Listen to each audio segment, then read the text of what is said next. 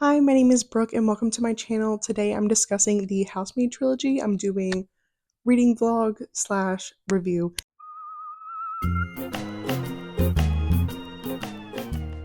So I read this series sporadically throughout different weeks and filming different days. So if the footage is a little choppy, I'm sorry. Also, I started the Housemaid during my 24-hour reading challenge, so a good portion of that footage is in that video, and I only had the last few kind of like the very end of me reading this in this reading vlog. So if you want to see more of my beginning thoughts, you can watch the 24-hour reading challenge, but I will be talking through every single book.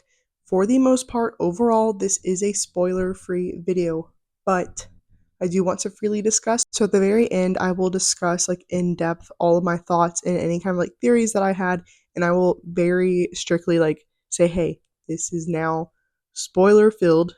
Like I will separate the two parts very well for you so that you can like leave the video, come back to that part later if you have not finished or started the series. Okay, I have 4 pages left. I stopped at the very end of this one just because something was about to be revealed, and then I have 3 pages of a blog.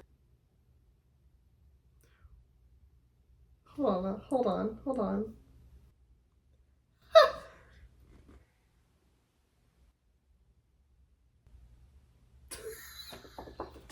Stop. Okay. The fact that this is the route we took, I'm so happy, and I immediately need to pick up the next one right now. Oh, perfect. It's right here. Yes. If we're just going directly to the next family. Okay. Well, I'm on the floor for no reason. Getting into this one now. I probably won't record myself too much when I'm first getting into this because I filmed so much yesterday. I filmed like 3 episodes. Yeah, because this is a show. 3 videos yesterday. I'm not in a recording mood. I just feel like obligated to be like, hey, I'm starting this one, and then I'll read the back. Miss Freida, you were lying. Hey, Sungmin, you're lying. No. What is your problem? Huh? On the back of this book, this is very misleading. So I'm expecting the same thing here. Or maybe since now we like know everything, she'll be like, I just don't trust her. I don't. Okay. It's hard to find an employer who doesn't ask too many questions about my past, so I thank my lucky stars that the Garricks miraculously gave me a job, cleaning their stunning penthouse with views across the city and preparing fancy meals in their shiny kitchen. I can work here for a while, stay quiet, until I get what I want. It's almost perfect, but I still haven't met Mrs. Garrick. Interesting. Or seen inside the guest bedroom. I'm sure I hear her crying. I notice spots of blood around her neck of her white nightgowns when I'm doing laundry, and one day I can't help but knock on the door. When it gently swings open, what I see inside changes everything. That's when I make a promise. After all, I've done this before. I love it. I love it so much. I can protect Miss Garrick while keeping my own secrets locked up safe. Douglas Garrick has done wrong. He's going to pay. It's simply a question of how far I'm willing to go. Okay, look, this is very exciting, but I am like, my only concern I will say is if like this is what we're doing, like this whole trilogy, does it become repetitive at all? And like where do we go? Like how do we find an end to like this whole idea? Can we discuss the way I go feral for the tiniest bit of a romance that we get out of these? Love it. I love it so much because whenever I was first reading the Housemaid, the first book, I remember on what was it? My 24-hour reading challenge. I was like, I didn't know this was like gonna be a romance. Obviously not fully, but like you got a little taste of it, and that's what I need. I'm not a romance girl. So if I get like a tiny bit of romance surrounding like any kind of like thriller stuff, I'm perfectly fine. But the characters, this couple just met, and I'm teeing, and I'm like, someone's gonna die. And I'm over here giggling about their romance. Like, it's ridiculous. But I love it. Maybe, perhaps, I should read a romance. But I don't know. Any of the romances that I've read have been like sprinkled in with something else. A little bit of fantasy or like a thriller suspense romance like How I'll Kill You. Absolutely amazing. So I'm not opposed to it, but I just need like something else sprinkled in there. But I will say I'm eating this up. I'm devouring. As of right now when I'm recording this, I stayed up until almost 6 a.m. last night. And I woke up at like 10. So I'm pretty tired, but at the same time I'm like very much go go go with reading today. So hopefully, I'm trying to think. I have maybe a little over 100 pages, so it's definitely doable, and I'll probably finish today because I'm in such a reading mood. But yeah, that's like kind of where I'm at. I decorated for you. I put little pumpkins. Isn't it cute? Okay, I thought it was like a little better if this is like gonna be like a kind of like temporary background for us here. Um, I thought it might as well look cute. Oh, she's nasty. She's so not nice. Okay, so I turn my camera around. I always film on my phone, so I don't have a viewfinder or anything. So I obviously use the front facing camera, and when it's not perfect, like natural lighting or like good overhead lighting, it gets fuzzy. So hopefully, this is 10 times better. And also, to solve the front facing camera situation, my roommate's mirror recently fell down, and so I brought this out to the living room so that I can like see what is happening in my camera. So that's great. We are getting to like juicy bits to where like things are like heavily connecting from what we've learned earlier to now, and like how we are have gotten connected to Millie, which is very exciting. I love Millie. Is it a spoiler? No, you don't even know why I like this woman. Again, I will avoid saying anything as much as possible. If I do like catch myself saying any kind of spoilers during like me just reading or going through and like saying random thoughts, I will kind of like cut that and push that to the end. But yeah, I'm gonna keep reading, and yeah, from what I can see over here, this looks like it is a better setup. Let me like swap the camera so you can like see what is happening right now. This is my situation. Um, yeah, hey, it works.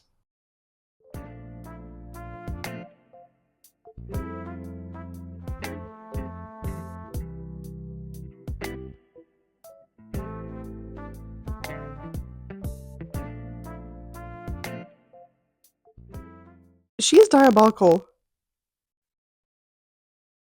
Like, as someone who struggles with their weight and is just so triggered by people saying things like,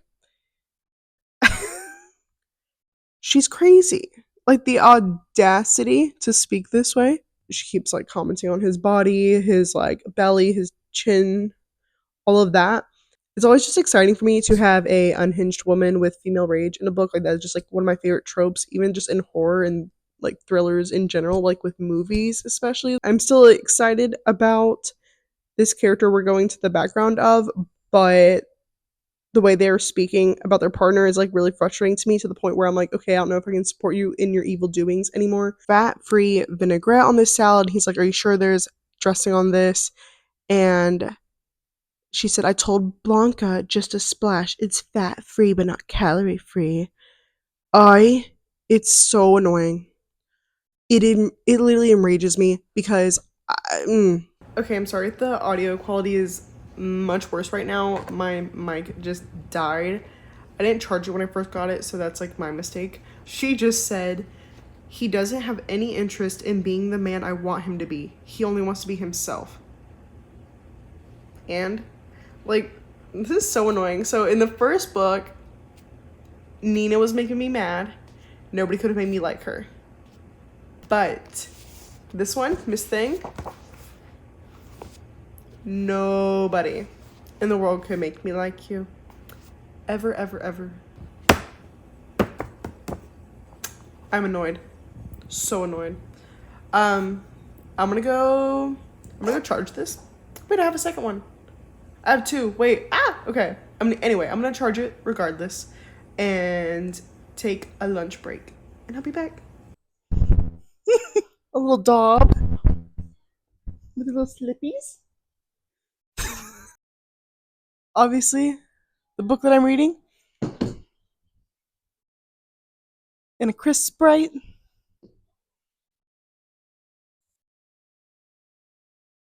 I'm back from lunch. Okay, first off, I just accidentally recorded a slow mo video. At least it didn't get too long, but I was like, okay, of course. But y'all, this is like looking at a little my fake viewfinder I made. This is a cute little setup. Is this not so cozy? I like it. Yeah. Maybe I'll do this for a bit. This is fun because I'm also like in the living room and I don't feel like as cooped up in my bedroom because when I'm just in my bedroom, I feel not as productive, even if all I'm doing all day is reading. Just mentally, it feels like I'm doing more if I'm outside of my bedroom. Do y'all feel like that? But yeah. Okay, I'm gonna finish reading. I have 5 or so pages under or over 100 left of the book. So let's finish.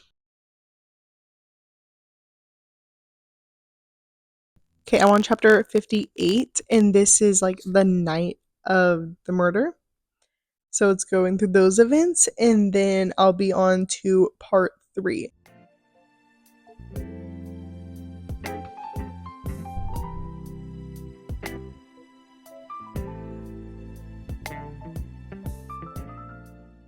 I'm on chapter 67.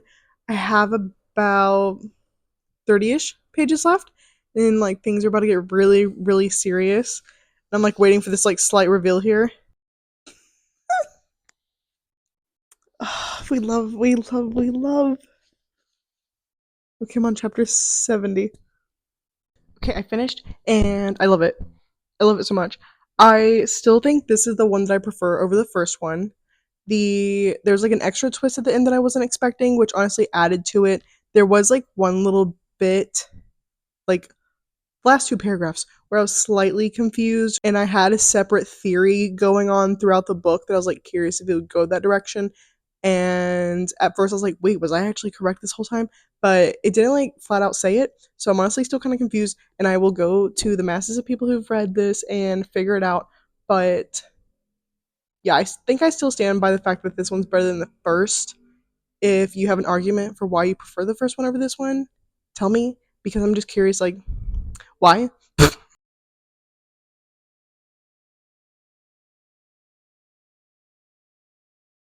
Okay, I was about to just like dive into the next one without like recording any of it yet, but I was like, might as well read the back of the book with you guys. Okay, so my past is far, far behind us, and I'll do anything to keep it that way. I used to clean other people's houses, now I have one of my own. The charming kitchen and quiet cul-de-sac, the huge yard where my kids can play, my husband and what? Wait, what? Oh my gosh. I tell you, like these books, I'm like stupidly excited about any little like romantic thing happening with mixed within this. My husband and I worked so hard for this life. When our new neighbor invites us to dinner, a maid opens the door. Looking at her white apron and neat hair is like looking in the mirror. I know exactly what it's like to be in her shoes, but her cold stare gives me chills. That's not the only strange thing here. I'm sure I see a shadowy figure watching us. My husband leaves the house late at night, and one woman's words chill me to the bone. Be careful of your neighbors. I thought I'd left my darkest secrets behind, but could this quiet street be the most dangerous place of all? How far can one woman go to protect her life she so carefully built for herself? The housemaid returns in this pulse-pounding roller coaster of a thriller. Oh my gosh. Wait, so are they like married now? Wait, that's cute. Wait, okay. Yeah, I'm getting into it right now. Bye. Okay, I'm finally finishing. I took a reading break for almost a week, but now we're back and we're going to finish this. I have about 100 pages left. I did read a good portion the other night, but I've been terrible at like filming myself reading this one, so let's get to it.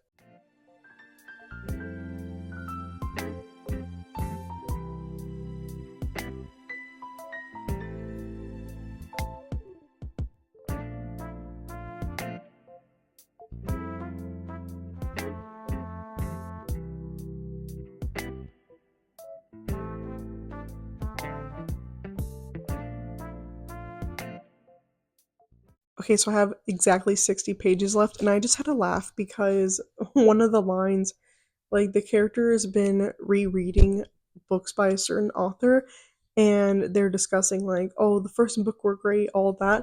And they said the third one is good too, but not my favorite. The third in a series usually isn't that great. So it's not his fault, like the authors, which I think is really funny because this is the third book to this series. So I just think it's kind of funny that like maybe even as she was writing this, like Frida was like, I know this probably isn't going to be people's favorite, but they'll still love it. We're getting to the part where we're like discovering what's like truly been happening, and it's weird. Like, obviously, I don't want to spoil anything right this second. Um, so like at the very end, I'll kind of discuss. I feel like most people who have gotten to this point and getting to this reveal, an unfortunate expectation of what is happening to this character, and like it's still bad what is happening, but I'm just curious if like I continue to read, it will get as bad as I was expecting because right now it's just very odd. I fear I may have misspoken. There is a sentence I just read, and if it's what I think it is, I'm so disgusted. I read a lot of thrillers, but not many that involve as victims. I literally read one sentence and just like this image of like the idea of like what is possibly happening within this room. I have no words. Oh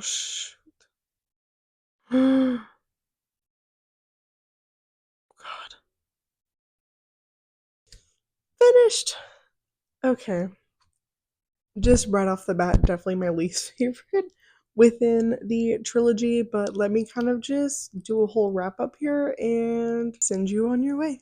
Okay, I'm back to do my reviews. This will be the spoiler free review, and then I will go into the review that includes spoilers. But again, I will divide the two very obviously so you have the chance to get out of here before you get any spoilers. So, final thoughts.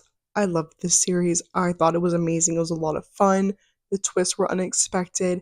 Sure, some were more of a favorite of mine than others. Both the first and second book I rated 5 star, and then the final one I rated 3. But I will say The Housemaid's Secret is my favorite. I know there's a lot of hype around Freida McFadden books, so I was kind of nervous going into the series if it was worth the hype, how I was going to think about the twist and everything, because I did previously read one of her books before. It was The Teacher, which I wasn't really crazy about, so I was slightly nervous, but since so many people talked very highly of this trilogy, I was already convinced that I would love it, and the internet was not wrong. I absolutely fell for these characters and I didn't really expect to. There are specific ones that I love to hate and hate to love. And as I'm filming this portion, just yesterday or the day before, they announced that they are making the movie, and I'm just so excited. I just really feel like I'm continuously seeing more and more authors that I love get their movies produced into movies. Wait, get their books produced into the movies? Did I say that right? But I just think that's so incredible. I'm already so excited for them that they have their works published in bookstores and you can get them everywhere. But the fact that it's now being made into movies, to see the characters that you've fallen for and just like the plot and chaos that these books hold on the big screen, I'm so excited for these twists. And it's always really fun to kind of see how books compare to movies and if the casting is in any sort of way related to what you had in your mind. I will say already, like some of the casting for the movie isn't what I had envisioned, but I'm not mad about it whatsoever. I'm very excited. And I'm already kind of preparing to do a review on the movie and kind of compare it to the book and if anything has changed, what I liked, didn't like. So if you've started the first one and are curious if you should just continue it or let this be a standalone and you've been conflicted about it, please continue, please. And let me know which one was your favorite. Since I do put the second one above the first, I'm just curious what other people's opinions are. Okay, now, this is the end of the spoiler free portion of the video. I repeat, this is the end. We're done. This is the end of the spoiler free portion of this video. So if you have not finished, bye bye. I will see you later. You can come and rejoin me at another time once you have finished these books. But for now, this is the part of the video where I will be spoiling things. The first book. I did rate this 5 stars, but I will say I kind of took a step back from this because I had previously read The Wife Upstairs. Now, obviously, I'm not going to spoil that book for you, but I will just kind of say there are enough little things similar that will kind of take away from one or the other if you read them closely together. Both books are great, but I would say I would have enjoyed this even more if I didn't read that book close to the time that I read this one, which honestly it might have been, it was either the book I had just finished right before or a week before. Like it was very close in proximity when I started these books. So that did take away a little bit. Now, the twist. I've never been so happy in my entire life. I love nothing more than that unhinged female rage from a character. I think this does it so well. The second we got to, it was chapter 38, How to Get Rid of Your Sadistic Evil Husband, a guide by Nina Winchester. I screamed. That was everything I needed. And then we go into her like step one, step two. Like that is just such a fun idea. Like again, just that whole trope with women is one of my favorite things in the whole world. So for us to build up this entire time that we hated Nina to this and instantly loving her and supporting her with this decision to get Millie in here and do this for her, I loved it. I fell in love with Nina even though I hated her from the beginning. I was like, nobody will make me like you. I ate my words, but then go right into what is happening to Millie and how they like how things were so planned in advance. Beautiful, beautiful, beautiful. I can fully understand why people love this series just right from this book. It is done so well, and we see that following into the second book, Housemaid's Secret. This one, like I said earlier, was my favorite. I do think part of that could have been because I read The Wife Upstairs. It took a little bit away from The Housemaid, but this one just did it for me. And I put it in like a TikTok where I said that season two of You was so much better than season one with the TV show. And this is the exact same thing for this series. Like the housemaid had set everything up so beautifully. It was amazing.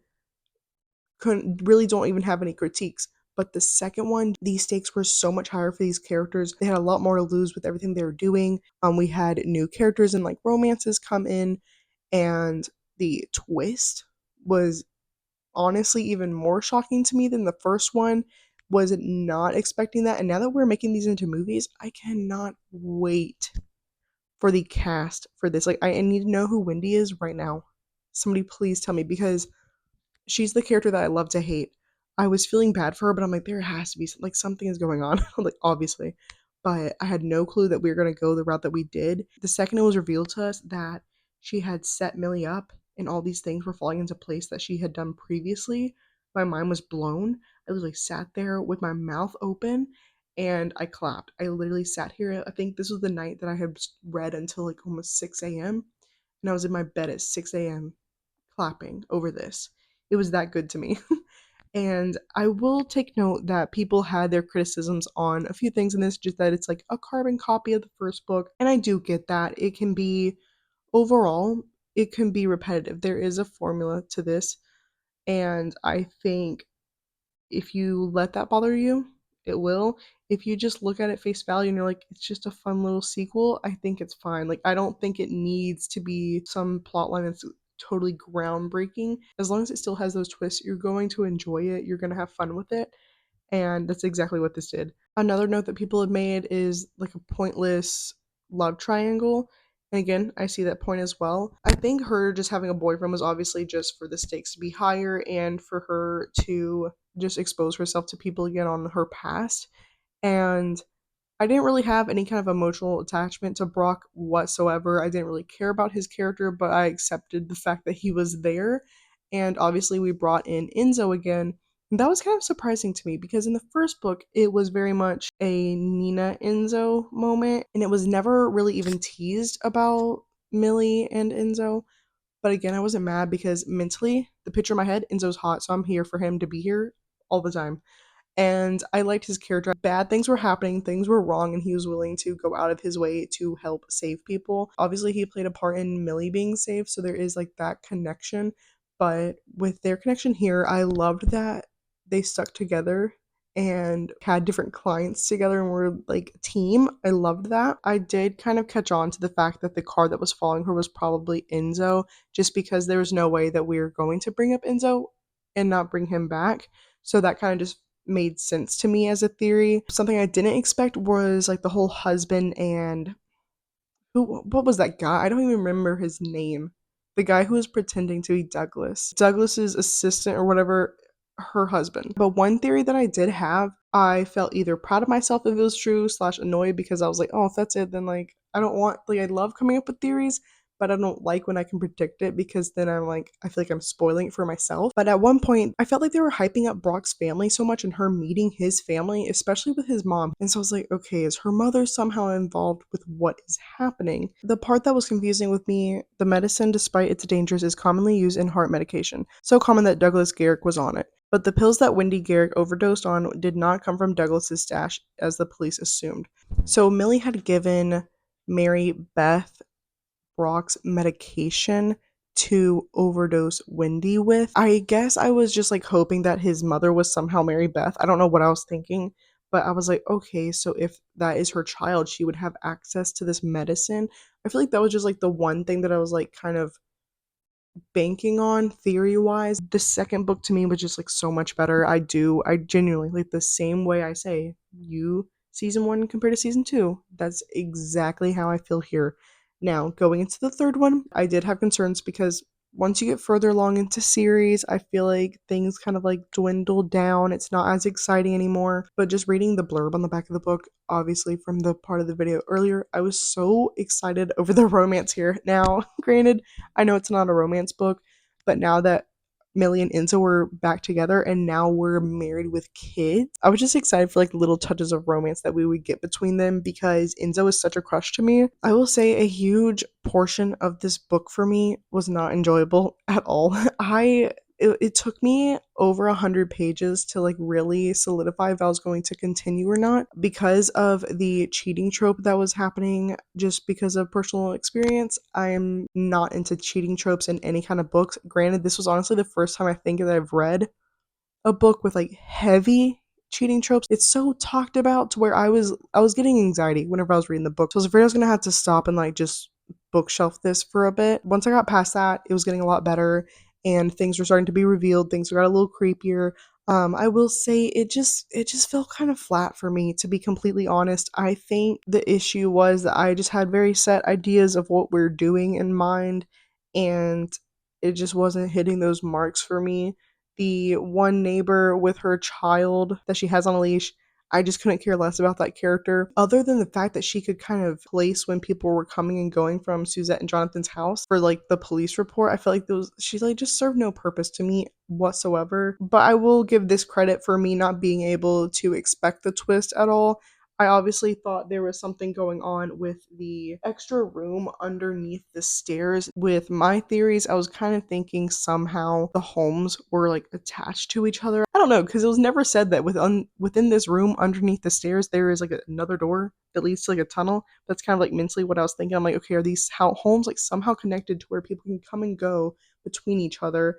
I'm like, that would have been nice. I just felt like Martha being the reason that the home was sold a lot cheaper just didn't work with me. I feel like I just wanted there to be a deeper reason why this home was so cheap and why it was like continuously on the market but nobody wanted it. I think I wanted there to be some like darker plot of the home somehow like having a tunnel, being connected, and just like dark things happening within this home. Possibly that kid who was like missing for a while. I feel like that would have been a good way to connect all of those and somehow had the neighborhood in on it. That was kind of where my mind was going. So the twist with Jonathan, I was not fully expecting. Wasn't really perceiving him in any kind of way, to be honest. He was just kind of there. And there was a point where I was just like so creeped out. And I was thinking too dark with it as well. There was the part in the reading vlog where I was like, I just read a line and if it's what I think it is, I'm so disgusted. Technically, it wasn't what I thought because there was the bed in the corner of the room and the quilt had different patches of, I think it was like bugs, is what it said. Like it was like a patch quilt with bugs. And for whatever reason, when I read that, my mind was in a different place. So my mind was reading the fact that the like patches on the quilts looked like they were from different shirts or something. And that was just my true crime brain thinking like, oh my gosh, has he made a quilt of shirts from children that were his victims? Like that's what my mind went to. Thank God that wasn't what like was happening. But overall, still very gross, very creepy. It was just freaking weird. Like, I don't know, it's just not what I was expecting at all. And obviously that does explain Nico's behavior and like the reasons why Ada stood up for him and everything, accidentally following in her mother's footsteps. I do think that's a nice little like nod to her. And they did have a few good nods from like each book to the other. I was not expecting Cecilia to show up. That was kind of fun. A good way to just like wrap up the entire trilogy. I think it was wrapped up nicely. I feel like reading these has been just so surreal because they've been so highly anticipated for a long time now. They didn't disappoint a single time. I did end up connecting with this series in a different way than I had originally expected to, and I will very terribly transition to that part now. Something I did not expect from this series is it to bring up so many like past issues with my relationship. Of course, once you're out of the relationship, you kind of step back and realize, oh, okay, like yeah, this wasn't gonna work. This wasn't good for me, and I was able to like go back on things that he had said and it just was not stuff I wanted to hear or honestly what any girl wants to hear from a boyfriend. Just from my end, it came off as controlling and not what I want out of a relationship. And so to hear things that Andy has said to Nina and now Wendy has said to Douglas, it's not the exact same stuff, but roughly the same kind of ideas in the sense of like whether it's based on like standards like looks, what we're wearing, what our body looks like, things like that. It's just triggering bringing it up. It makes me want to support these people in their like twisted ways more, and it makes me like team Millie even more because whenever I was reading the first book, I was like, I just feel like I relate so much to her.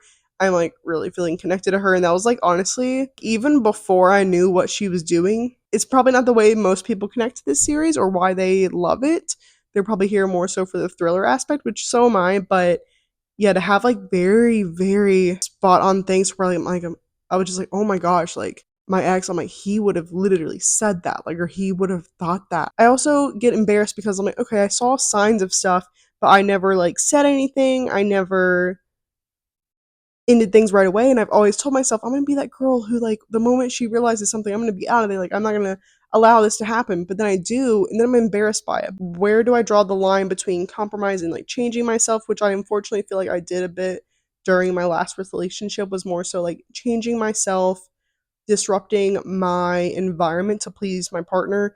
And unfortunately, I feel like he just didn't even like notice that or appreciate it until like the end of the relationship. He's like, "Oh wow, you sacrificed a lot." I'm like, "Yeah, I have." And I just kind of feel like I wish I would have stood up for myself more. To be completely honest, yeah, I was in emotionally abusive relationship. It's just so crazy to be out of it because during the time you don't know it and you didn't really see the signs, or if you did, you just ignored it. Just like saying hurtful and negative things about me or towards me, but in the disguise of like trying to help me and better me is not the way that I want to be helped. Is not the way I need to be helped. And unfortunately, I was one of his first proper girlfriends in like a big serious relationship. And I like after that, I'm like, I'm not gonna tell him, but you're not ready for it, sir. He like I felt like he just really had this idea of what a wife is like and what a wife acts like in his head and like it's not me. That's why I love this book so much and like this series. Again, I haven't read the last one. Just it's weird when you can connect to things that are just supposed to be like you go into and you're like, "Oh, this is like a fun little thriller." I'm like, "Oh, this is like extremely relatable." Having these characters serve justice in their own very creative, dangerous, horrible ways is just very almost like therapeutic. And now I'm transitioning back into this very terribly. But yeah, I connected in this in such a weird way. And I feel like because of that, this series will stick with me. I will have the biggest special place in my heart for Millie forever. I honestly hope if anyone's gone through a similar situation to me, that they can read these and also find some strange, little messed up, but fun comfort within these. So, Frida, you're not watching this, but thank you for this. And if you've made it to the end of this video, and you have some similar or different thoughts for me, please let me know. Again, I need to know your ranking, it's very important. But also just tell me like who your favorite characters are, who you're most excited to see on the big screen. Like this is a very exciting time for us as the Housemaid fans. As always, my comments are open. Please come talk. Thank you. Bye. All I had to do was put a few hidden cameras in our own apartment. Subtle much? You might be able to get your old job back. What did you do? Didn't you work at some counter at Macy's? That sounds like fun. Douglas, I love you. It's so funny.